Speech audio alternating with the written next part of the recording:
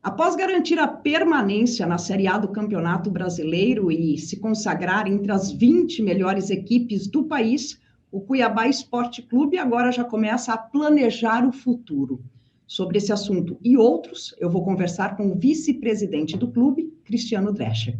Olá, Cristiano, tudo bem? Como é que você está? Eu já começo fazendo a pergunta para você, pedindo para que você, na verdade, faça uma avaliação do que foi o Cuiabá na temporada 2022 do Campeonato Brasileiro. Tudo bem, né? Como eu falei, a gente agora está um pouco mais tranquilo, né? Aquela pressão toda que a gente vive, né? Nas retas finais de todos os campeonatos. A gente foi muito forte esse ano. Eu acho que o ano de 2022 para o Cuiabá foi um ano assim de um aprendizado grande.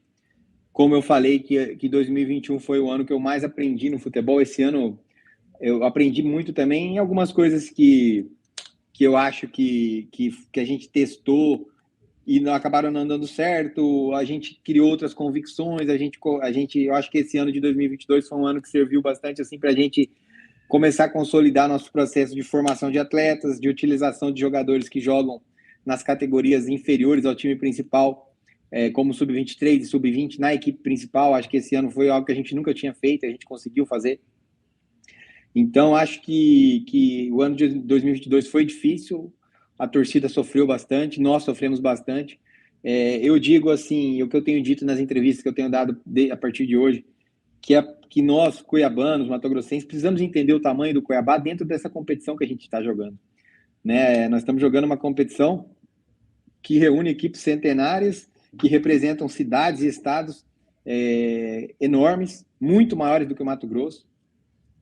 Né? A gente está num estado que nacionalmente não tem muita relevância, né? E a gente está, digamos, em termos de população, em termos de presença na mídia do futebol, por exemplo, e que consegue, pelo segundo ano consecutivo, permanecer entre as 20 melhores equipes do Brasil.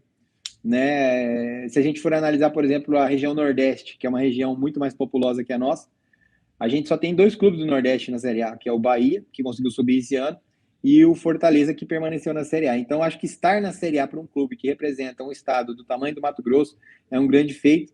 E é óbvio que a gente comete erros. Esse ano a gente cometeu bastante erros, mas eu acho que o aprendizado desses erros ele fica para o ano que vem, para a gente já a partir de segunda, né? A gente já vem trabalhando, pensando no próximo ano. Sem dúvida, para o Cuiabá, o permanecer na Série A, eu acho que é uma conquista, né? Eu acho que tem que ser comemorado, sim, tem que ser divulgado, tem que ser comentado, mas você falou em erros agora. Eu gostaria que você falasse, pontuasse, o que você acha, quais foram os principais erros, você acha, nessa temporada? Que lições que ficam desses erros para a próxima, para 2023? Aqueles que você não quer que se repitam. Eu acho que a gente teve 3 treinadores esse ano, né? Nós tivemos um treinador da casa, tivemos um treinador que a gente contratou, se eu não me engano, no mês de março, e que foi o Pintado. E aí depois nós tivemos o Antônio já na 10ª rodada do Campeonato Brasileiro. Acho que isso aí atrapalhou bastante. A gente teve vários jogadores que renderam bem abaixo do que a gente esperava, não vou colocar nomes aqui, mas a gente teve jogadores que não renderam dentro do que a gente imaginava. Tivemos uma série de episódios acidentais, que eu digo assim, que a gente está sujeito a acontecer, mas que dificilmente acontece. Esse ano aconteceram. Né? Um exemplo que eu posso citar, nós tínhamos 7 laterais no nosso plantel e chegou um dia que os 7 estavam machucados. Isso aí nunca aconteceu. Né? Desses 7 jogam 2, né? Normalmente jogam 2, fica 1 ou 2 no banco. E você ter 7 contundidos é uma coisa assim que se você jogar lá a probabilidade de acontecer é muito, muito pequena. E aconteceu. Né? A gente teve, pela primeira vez na história do Cuiabá, desde que a gente está à frente do Cuiabá, desde a época do Gaúcho também, dos 4 goleiros, 2 se machucarem. Então também é uma coisa inédita. Perdemos nosso goleiro titular, que é o Walter. Então, assim, a gente sofreu bastante esses episódios inesperados que fazem parte do futebol, mas que raramente acontecem. Né? O Cuiabá não é um clube de ficar expondo todos os problemas que acontecem no dia a dia, até para a gente não criar uma celeuma maior ainda. Mas eu acho que além desses erros que nós cometemos, a gente teve algumas coincidências ruins que aconteceram com a gente esse ano que também atrapalharam. Certo, você falou dos 3 técnicos, né? Então eu vou começar puxando por esse assunto. O técnico português Antônio Oliveira, ele já se despediu do clube, o contrato encerrou, ainda estão em conversa, negociação. Em que fase está a situação Cuiabá e técnico Antônio Oliveira? O contrato dele acabou no domingo. Nós temos interesse na permanência dele, já abrimos as negociações com os representantes. A gente espera que, num prazo curto, a gente tenha uma definição se ele fica ou não. Mas, independente se o Antônio não ficar, a gente já tem outros nomes no nosso radar.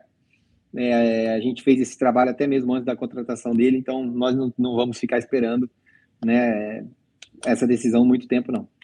Você acha que se a gente comparar essa situação que você está falando agora com o início do campeonato do Cuiabá, que foi exatamente talvez a demora na contratação de um técnico, talvez esse tenha sido um erro desse ano e por isso agora já estão se antecipando?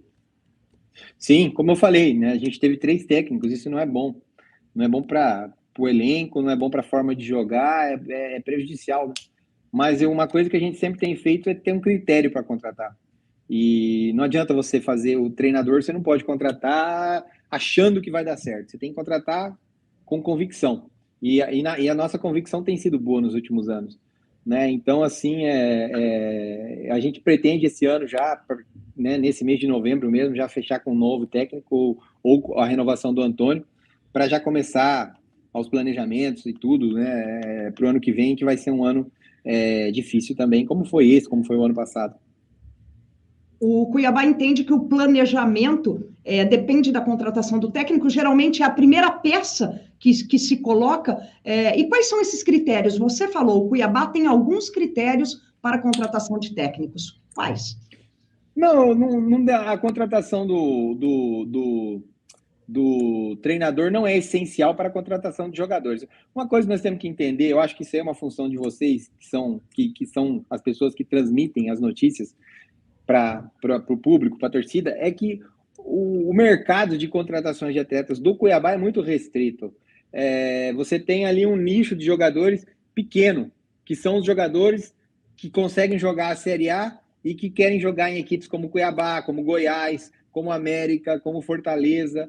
O Fortaleza já é uma equipe hoje que consegue ter um nível de investimento maior do que o nosso, né? Como o Avaí, como o Juventude, né? Então, assim, não é tão simples, né? O jogador que joga no Corinthians, no Flamengo, no Palmeiras, no São Paulo, é um perfil de jogador, na maioria, diferente do jogador que joga conosco. Então, assim, não é tão simples não é assim um passe de mágica, vamos contratar. Não é assim, né? A gente tem que ter algum tipo de critério. É claro que o treinador, estando junto, você consegue atender a forma do treinador jogar. Existe um problema grande também, que clubes como o Cuiabá, quando o treinador se destaca muito, você acaba perdendo ele, né? Ele fica avisado, né? É um assédio grande, né? O cara é outra realidade, né? Se você treinar um clube do eixo, Rio-São Paulo, treinar um Inter, um Grêmio, um Atlético Mineiro, um Cruzeiro, é muito mais. O treinador está todo dia na mídia nacional, né? E ele treinar o Cuiabá, ele vai aparecer uma vez por semana, às vezes mais, uma vez a cada 10 dias na mídia. Então, assim, são outras realidades. Então, você não pode criar uma dependência tão grande de um treinador. O Cuiabá, é óbvio que esse processo depende do treinador, mas eu acredito muito num clube como o Cuiabá que tenha processos internos fortes, né? Que você tendo processos internos fortes, você não depende tanto de pessoas, né? Você vai depender dos processos. E a gente tem feito isso. Nosso espelho é o Atlético Paranaense. Para quem conhece, é do meio do futebol, sabe como é que funciona o Atlético Paranaense, e é algo que o Cuiabá busca, com o tempo, se aproximar. Certo. Vamos lá. Agora, o que você pode adiantar para a gente de jogadores? Por exemplo, quem que já não está mais, quem que tem contrato encerrado, quem não tem. Basicamente, o que você pode falar para a gente de jogadores? Walter, Davidson, Imperiur, Joaquim. Eu só citei alguns, mas o que você conta para a gente? Eu não vou falar de quem chega e quem sai, entendeu? Principalmente de quem está saindo, desses jogadores que estão com o contrato encerrando. Nós vamos comunicar de forma oficial. Eu já falei hoje, entre outras entrevistas, o Walter ele tem uma cláusula de renovação automática com o Cuiabá, então ele continua no Cuiabá. Nós estamos negociando para fazer, além da renovação automática, que vai até o final do ano que vem, mais um ano. Então o Walter vai, né, vamos definitivamente contar com o Walter até 31 de dezembro de 2024. O Daverson, quando nós contratamos ele, ele já tinha, a gente já fez um contrato de 2 anos e meio, então quer dizer, até dezembro de 24 também. Imperiur tem contrato até o final do ano que vem. Joaquim tem mais quase 5 anos de contrato ainda conosco, mas é um jogador que tem muito assédio no mercado. Então, os outros que estão, né, que tiveram seu contrato vencido e a gente analisa ou não a renovação, por enquanto eu não vou falar nada, vai ser comunicado de forma oficial pelo clube. Tá, ok, sem falar nomes, onde que você acha que o Cuiabá precisa ser modificado, melhorado? As pessoas falam da zaga, você vê isso individualmente, separadamente, ou você só fala em Cuiabá como um time? Não, acho que a gente precisa de reforços em todos os setores da equipe, não só na defesa, nem no meio, nem no ataque. Acho que o reforço sempre é bem-vindo, né? É melhor você... aquele ditado, né? Quem tem 3 tem 2, quem tem 2 tem 1, quem tem 1 não tem nenhum. Então, futebol é mais ou menos assim. Certo.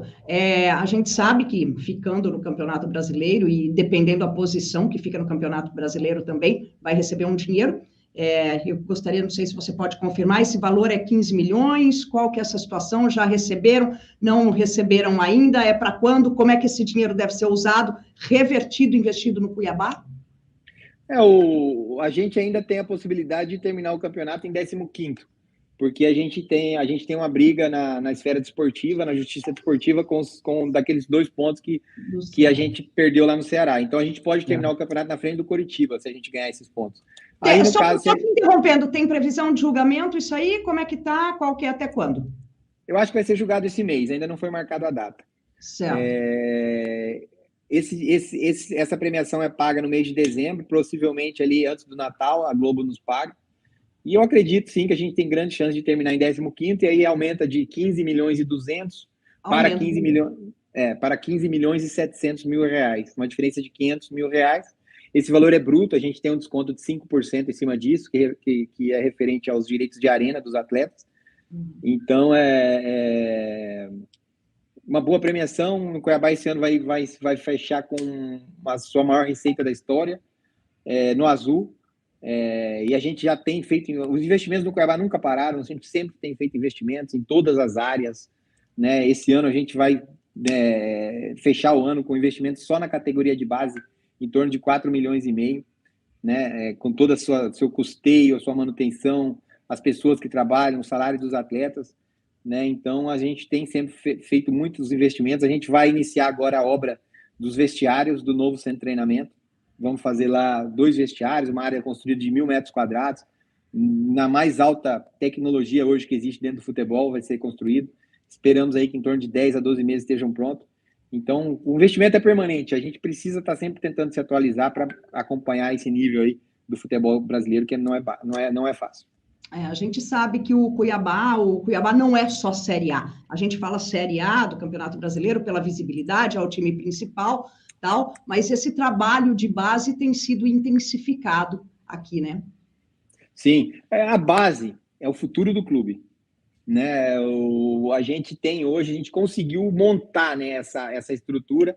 Hoje a gente tem uma escolinha que começa a receber as crianças com 5 anos de idade, vai até os 13, até os 14, desculpa. E a partir dos 11 anos nós já temos as nossas categorias de base, que já é uma coisa mais de performance, né? Os meninos já começam com 11 anos conosco, nós temos o sub-11, sub-13, sub-15, sub-17, sub-20 e o sub-23, que é um time B, que inclusive esse ano o Cuiabá foi campeão brasileiro sub-23, foi o primeiro título nacional de uma equipe do estado de Mato Grosso. E no final chegou a utilizar alguns jogadores ali, não foi isso? Muito. Foi muito. Se você colocar o percentual de atletas que a gente utilizou em relação ao elenco principal, eles foram essenciais nessa reta final. Que bacana. O próprio Joaquim é um jogador oriundo do Sub-23. Ele está conosco já tem 2 anos, né? Não chegou agora no Cuiabá. Então, são frutos desse projeto aí. Então, eu acho que a base é o futuro do clube, nós estamos nos fortalecendo cada vez mais nisso. A gente já tem muitos atletas promissores dentro da nossa categoria de base.